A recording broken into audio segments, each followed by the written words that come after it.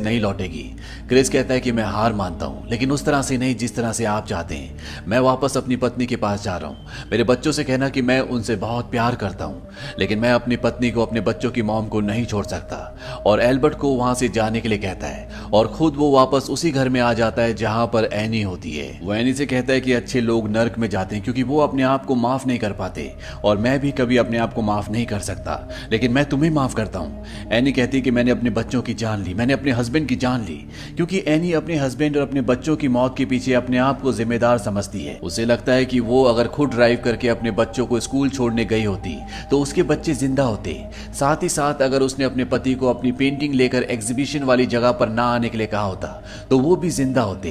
Chris any से कहता है कि तुम इतनी खूबसूरत इंसान हो जिसने अपने पति और बच्चों के साथ रहने के लिए अपनी जान दे दी और जन्नत की जगह जहन्नुम को चुना। वो उसे ये भी कहता है कि मुझे माफ कर दो, मैंने तुम्हें अकेला छोड़ दिया था, लेकिन तुम कभी भी हार मत मानना।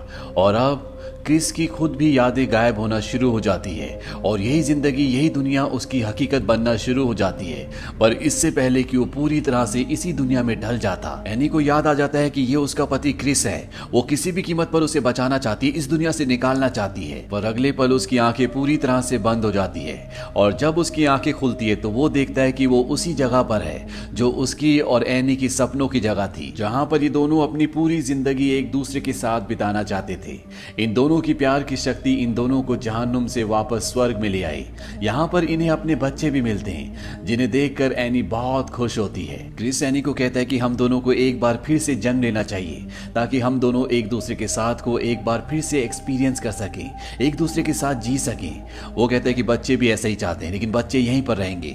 और इसके बाद दिखाया जाता है कि ये दोनों धरती पर एक बार फिर से जन्म ले चुके हैं, जहां पर ये दोनों एक दूसरे को ढूंढ लेते हैं। हालांकि इनकी उम्र कम है, पर अब ये दोनों एक दूसरे के साथ हैं। इसी के साथ ये कहानी यहीं पर खत्म हो जाती है। इस कहानी में हमें ये बताया गया है कि बहुत सारी चीजें इंसान के हाथ में नहीं होती।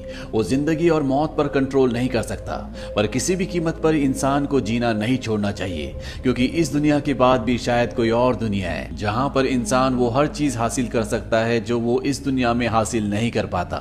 साथ ही साथ हमें ये भी बताया गया है कि कभी भी सुसाइड करना जिंदगी का कोई सोल्यूशन नहीं होता।